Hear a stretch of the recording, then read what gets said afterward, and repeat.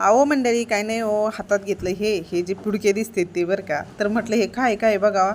अंगणवाडीत भेटतं ना ते आपलं 6 महिन्यापासून बाळांना ते 3 वर्षापर्यंत ते बरं काय. तर मी बघत होते पण मला काहीच कळना खालीवर बघून. पहिलं हातात घेतलं ती ले बाई काय बघते मला खालीवर, तर मी सुकडी म्हणून लागू बाया बरोबर कळलं म्हणलं. त्यानंतर दुसरं घेतली ती होती मूग डाळीची खिचडी, म्हणजे तांदूळ मूग डाळीचं प्रीमिक्स होतं ते.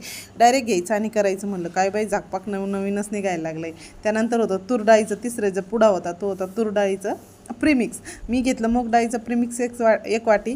पण म्हटलं आता याला नुसतंच शिजवायचं का पाणी टाकून, तर म्हटलं नको आपण याला थोडासा मेकअप करू याला बरं का, तुम्हाला नाही म्हणले.